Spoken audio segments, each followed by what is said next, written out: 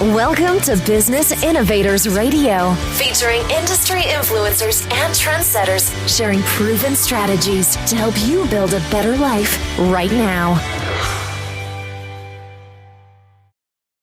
Well, hello and welcome to this episode of the show. This is Mike Saunders with Marketing Huddle. Today we have with us Tiffany C. Wright with the Resourceful CEO. Welcome to the program, Tiffany. Thank you, Mike. I'm so glad to be here. Super. Well, hey, let's get started with sharing with us a little bit about your background and what actually inspired you to become an entrepreneur. Well, I started my career off as an engineer. I worked at Honda for 5 years, and during that time, I went to live in Japan and worked at Honda Motor Company in Japan. And I was exposed to a number of expats who were fairly high in their organizations, and also a number of expats who were entrepreneurs. In addition, I traveled all around Asia, and that's what sparked it. I said, if all these people can do these things in foreign countries, then I can be an entrepreneur. And before that, I had never considered it, never, ever. I just thought, oh, I'll work and climb the corporate ladder, but I didn't feel invested in that. It just felt kind of hollow when I would say that, but I didn't know what else there was until I went to Japan.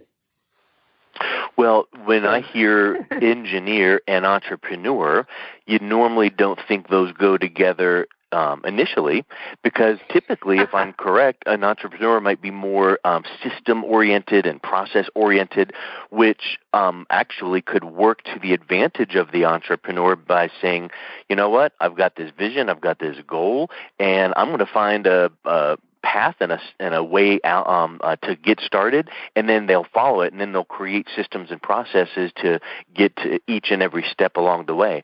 Is that how you approached your launch of your business? Well, in a way, it may be the way that I approached the actual becoming of an entrepreneur, because I decided to go back and get an MBA. I went to Wharton and got an MBA in finance and entrepreneurial management. And I decided to work so that I could get the experience that I needed to in different areas of business. Because remember, I was an engineer, and we tend to have tunnel vision. Well, we focus on what we know, and that's it. So this broadened my perspective, exposed me to all different aspects of business. And then I said, my goal was to buy a business. So that was my goal, buy a company and grow it. So hence all the systems would come into place, all of my knowledge of building and growing and systematizing everything. And that goal was kind of sidetracked when I was laid off. My goal was to amass, a couple $1 million, go out buy a business. Well, that's a nice goal. But yes. And it was on track until the whole tech meltdown in the late 90s, early 2000s, actually around 2001. And so my options went to crap, and so did most of that $2 million. So I had been doing real estate investment as a side, and I decided to focus on that. So I started to buy and renovate apartment buildings and small houses. So that was actually how I got started. Plan A didn't work, so I switched to Plan B. Nice. Well, I think you can see that thread and that remnant in a lot of success stories is Plan A never works. I think that you have to have a big, maybe that might be the title of a really good book to come out. Why your Plan A never worked. Yep, there we go. So maybe you can steal it, or I'll take it, or we'll co-author it together. I don't know. But what about this? Your Plan A has to be big enough so that if and when it doesn't work, that you can take that slice that still is there and make a vibrant Plan B. That is correct. I think the point is to stay focused on the outcome. And I admit that it took me a bit longer to get to plan B because I explored franchises. I explored a number of different things because I thought I couldn't buy a business without having a certain amount of money. I now know that is a crock, just a crock. That's absolutely not true. But someone had put it in my head that I needed a certain amount of money, and I latched onto that. So it was,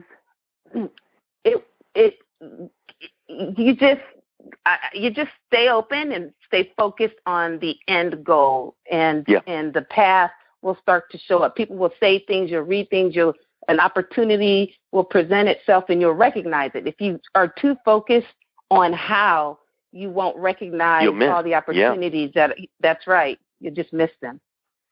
I think that's like really sage advice, and I think that so many times that if you keep your eye really focused far in that horizon, in the future goal that you have, then all these little tiny shifts, 1 degree to the right, 1 degree to the left, won't throw you off, because in reality, that laying off or that death of the initial vision really is just a little 1 degree shift if you look at it from the long, broad picture. Because looking back on it now, you look at that time of being laid off and you're like, oh yeah, whatever. But in the moment, you're like, the sky is falling. That's right. That's right. It was. And that's like personal development 101 kind of talk, but it's so true. And here's something else that you mentioned that I think is you might have a special, unique insight into.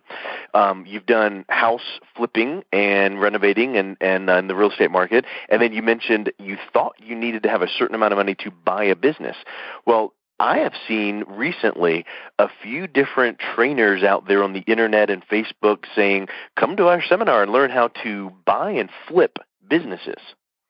Is there anything to that, or is that just some snake oil salesman trying to sell a seminar? Well, I don't want to say they're snake oil salesmen, because it really is. If you focus in one particular area, for instance, if you focus on small restaurants in strip malls or something, then you can get really good at just buying and flipping. Otherwise, I don't recommend it. I mean, you can buy, the private equity model is to buy and hold, develop over 3 to 5 years, and then sell. So you can call that flipping, but they would never, ever use the word flip, because that's not the point. The point is to develop, because the connotation is a flip. You barely even own it for 2 or 3 days. You buy it just long enough to be able to flip it. And I think you said something tremendously insightful, is focus. If you focus on that industry or that vertical or that niche, then maybe you can make that model work, because you know some of the pitfalls and you know the industry. But if you try to buy a restaurant one day and a gym the next day and a home repair company the next day, you're never going to know the nuances of each of those industries. That is correct. That is correct. You definitely, not that you can't do it, but you would need that 3 to 5 years. But if that's what you're specializing in, for instance, hair salons that aren't performing, you go in, you identify it, you have someone who knows how to run hair salons, you can quickly identify what the issues are. I think there was a show on AMC or something about someone who went in and helped salons turn around. So that, if that's all you do, then yes, you could do that. You could buy a couple, 2 to 3 businesses a year and sell them probably within 6 months, because you could really tighten everything up and change the numbers and the dynamics and so on of that business in that amount of time.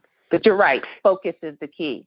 And the reason you could potentially sell them so quick is because you focused on that industry niche, and you've got a small growing pool of potential buyers.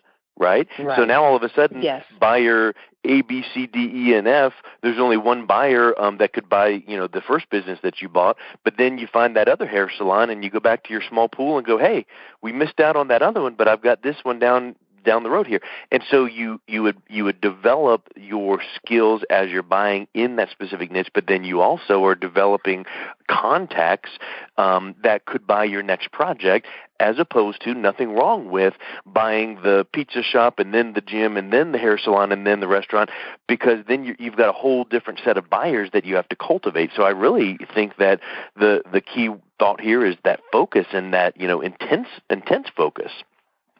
I agree. I totally agree. If you have that laser intense focus, then you can do it. If that's what you want to do, then absolutely you can, and that actually would be a great way to if you want to just buy, if you don't want to be an ongoing entrepreneur and run one business for a long period of time, which not everyone wants to do, then buying a series of successive businesses in the same field would be a way for you to be an entrepreneur. And I guess the business, you have kind of a holding company, and you're buying these businesses and just turning them over and growing them. But you are adding value because you're helping whomever you're buying the business from. You're helping the business's customers. You're helping yourself. You're helping your investors.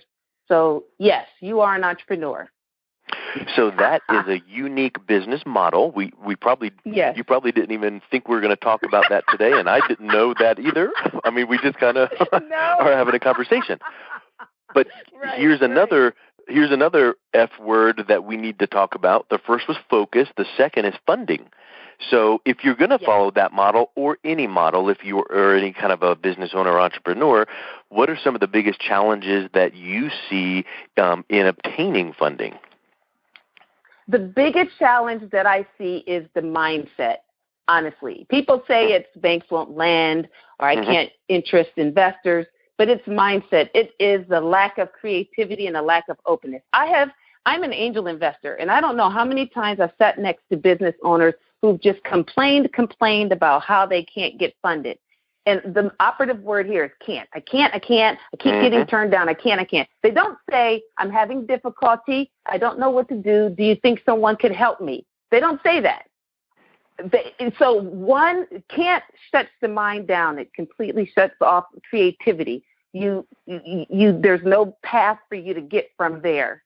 But if you say, I'm having difficulty, I don't know what to do, then the answer you're open to answers that may come to you. And that's very, very important, because there's all kinds of funding available. If you can't get a bank loan from a large bank, there's all these community banks out there. There's accounts receivable financing firms. There's inventory financing firms. There's PayPal. There's crowdfunding. There's micro lenders. There's strategic investors, joint ventures, co-marketing. Anyways, there's all these different things that you can do. But if you focus on what you need the money for, not just the amount of money you need, but what you need it for. But if you say, I can't, you'll never, ever think of them. And when someone mentions it, you won't even recognize that was an option. Yeah, I think that is a huge, huge point, is that mindset and that creativity of the mindset. I was watching a replay of a recent Shark Tank just last night. I was watching it, and it was one where these two ladies were starting a business of like all natural deodorant, and everybody was saying, no, we don't like it, and everyone was about to go out, but Barbara Corcoran was going, yeah, and I like it, but I don't. She was hesitating, right? Well, the two entrepreneurs were like, listen, Barbara, we are aggressive, and we are this, and we're from New York, and we, this, my partner is a realtor, and they started all of a sudden amping up their aggressiveness and playing on the heartstrings of Barbara through logic, which is, we're like you, we want you, and we have that real estate mindset. And Barbara goes, let's do it. And I think that goes back to that word focus. Well, number one, those entrepreneurs were creative, because not everybody is going to even think to go on Shark Tank to get funding. And then from what I understand, it's quite the long, arduous process of even getting on the show. But they, at the last moment, snatched a deal when everyone was going out, because they were being creative in how they were pitching. And I'll guarantee you that if they would tell the truth, they were not planning to make that last pitch, that last little statement there at the end that actually closed the deal.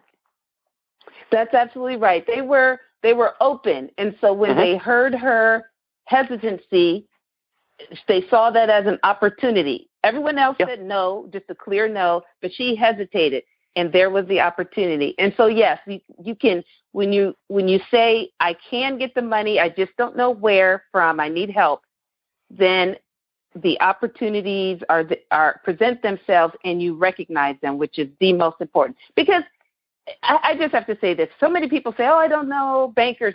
I say go after a VP level or above, because they're the ones who have decision-making authority. Yeah. Branch managers don't. They just don't. Sure. Except for perhaps at a really small bank. Small bank or credit union. Branch manager is the VP. Yes, or credit union, correct. But in general, they don't. So, but you are involved with people at work, at school, or perhaps at your kids' school, at your church, in different organizations, and some of those people are bankers. Yeah. But you just don't know, or you've never even thought about it. So you could build a relationship with them. Anyways, there's just so many different ways. Well, I firmly believe that you mentioned church, and that could be anything. That could be PTA, that could be Rotary, but I believe that God orders our steps. And I think that if you can look back on a certain deal that you needed and it came together, you can go, wow, I've met that person only because this person went to here, and it's just interesting to see how those steps are ordered. And when your heart is right, and when you want to serve other people, and when you want to help, the world, if you wanted to get funding for your business so that you could, whatever, fill in the blank with some business that would be not good for society, whatever that might be. Well, then come on, let's just get something that's going to, maybe not change the world, but change the people in your local community for the better, and put jobs out there and food on the table to those employees. And when you have all those right intentions, and you're open, and you start getting the word out and letting someone know, hey, you know what, I'm getting that business started, and just look for funding if you hear of someone.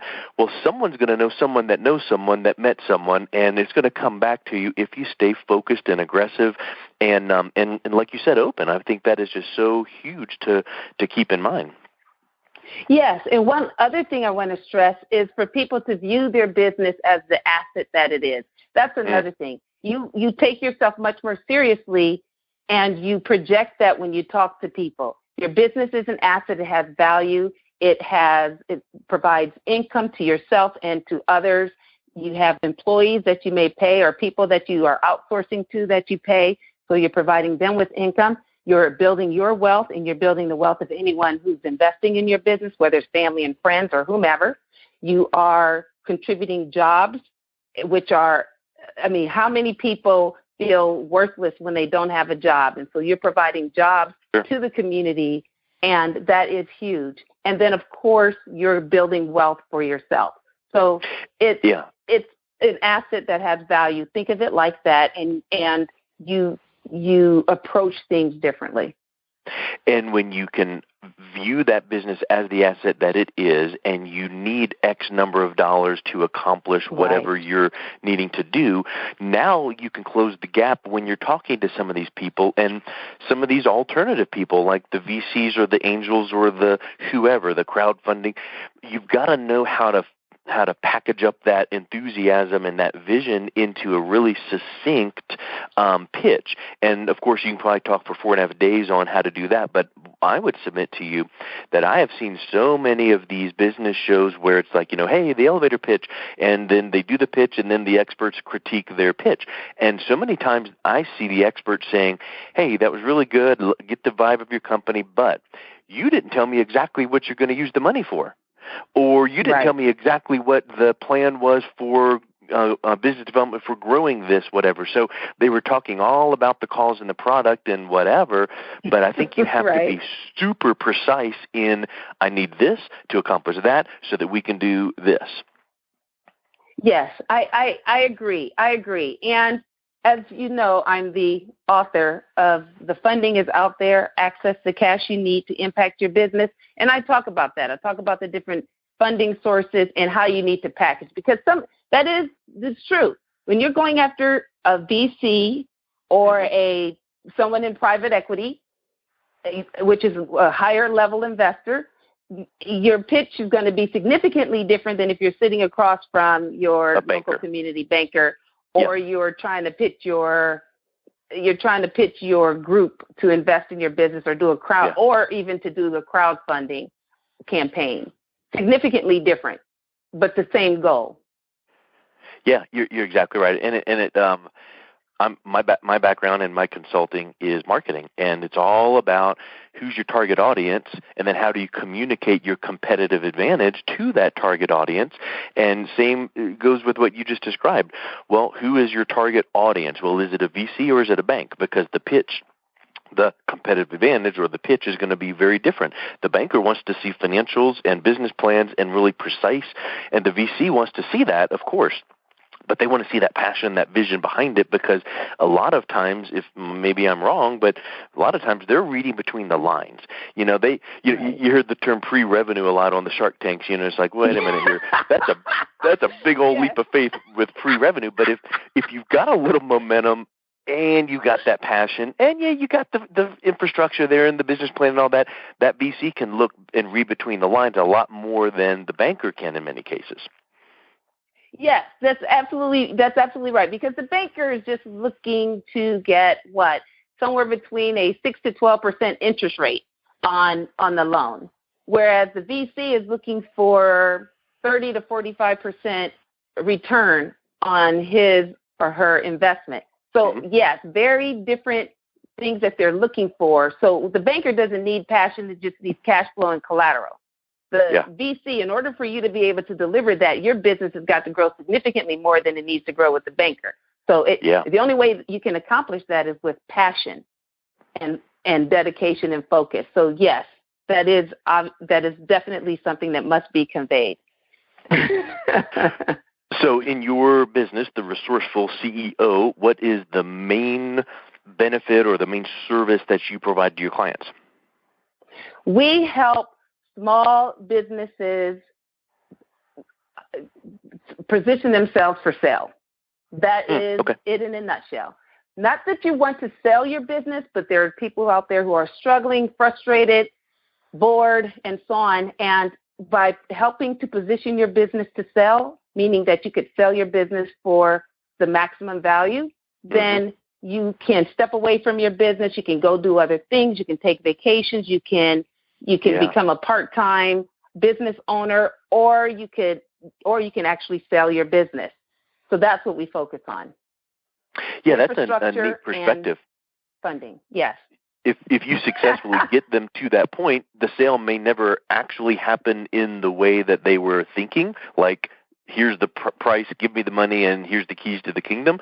But it may be, we've fine-tuned and polished this dude up so much that, shoot, I can sell this to my best employee who could really run it, and I'll retain X percent of the business, or I'll take this trailing monthly income and be that part-time business owner. And that might be all that the business owner wants, because in reality, many times, and I know you know this statistic, you retire from whatever business or career and you sit around for 6 months doing what you've always dreamed of doing, which was nothing, and then you get bored.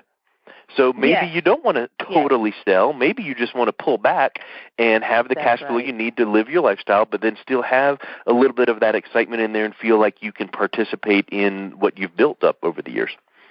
That is absolutely right. That is absolutely right. And so I like to say it, when you're in transition, that you're struggling, bored, upset, you're in transition, but the answer is to make your business sellable. Not that you sell it, but to make your business sellable, because all the things that go into making your business sellable is what frees up your time for you to do whatever it is you want to do. It seems like you almost, and maybe you have this person as part of your team, but I would suspect you need the person like you for the strategy and finance and all the number crunching, but you probably also need like a business coach, personal business coach for the owner to kind of figure out and wade through all of the options and, what do you really want? And from the personal side, I would think that that's a very powerful piece. We actually, I will refer people to coaches, but we don't coach. We don't provide coaching services. We provide advisory. But yes, so oftentimes people have to work through a lot of the personal stuff. And that's why I say we help you prepare, because some people think they're ready to sell, but they're not. Emotionally ready to sell their baby, but they're not. And so, yes, we do have a few coaches that we work with that we refer people to. That will help them to help them with realize what they need to realize. Yeah. Yes. Because they might not be able to get to the next step that you need them to get to without them realizing that next concept or that idea or whatever. So that would be a good strategic alliance for you to have. So what do you find is one of the most challenging aspects of your business when you're working with one of these clients? Is them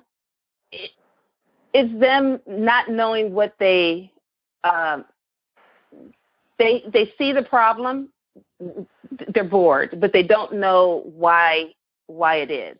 And so it's mainly convincing them that by putting in the infrastructure, their business, they will get everything that they want, because they're so used to, many of them are so used to focusing on driving revenue or increasing market share or driving profitability, but they haven't focused on driving cash, which is one thing that stops people from being able to step away from the business, just don't have the cash.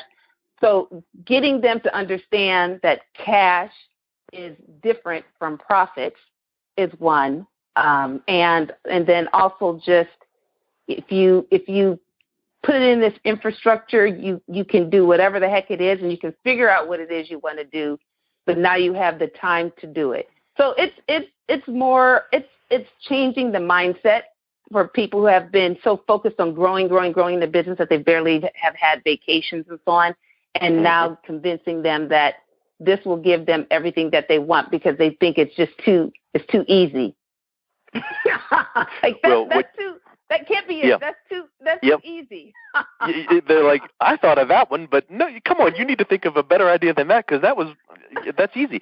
I think you need to steal one of the lines from Marcus Lemonis from the show The Prophet and just tell them, trust the process.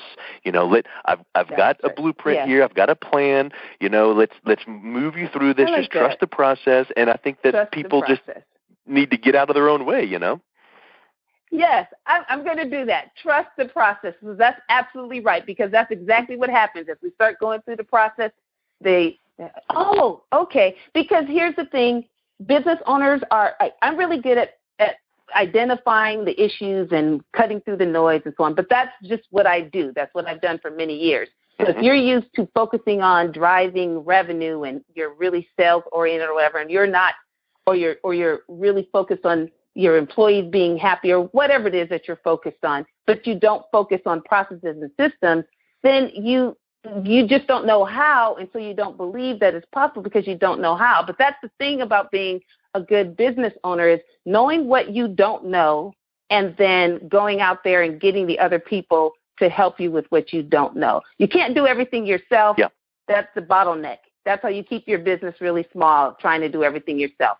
Go out there and find the people who can, and your business will grow. Or if you don't want it to really grow, it will at least strengthen, which for some people is just all that they need. You might have a $3 million business, but you'll have a lot, and you want to keep it there, but you'll have a lot more cash and a lot more flexibility by getting out of your own way and getting the people who are better at what they do to help you.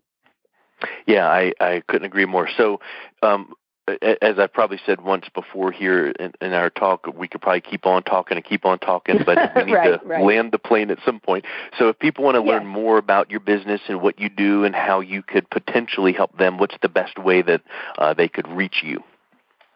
They can reach me through my website, theresourcefulceo.com. That's theresourcefulceo.com. And if they're interested in access, the funding is out there. That's available on Amazon. And that's at thefundingisouthere.com. And then your main website is theresourcefulceo.com. Yes, and if you are interested, you can email me directly at twright@theresourcefulceo.com, or you can just go through the website contact page. Super. Yes. Well, Tiffany, thank you so much for your time. It was great getting to know you and some of your business practices, and really appreciate you being on today.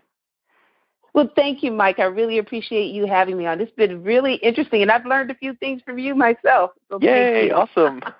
Sounds good. Well, you have a great day. Okay, you too. Thanks for listening to Business Innovators Radio. To hear all episodes featuring leading industry influencers and trendsetters, visit us online at businessinnovatorsradio.com today.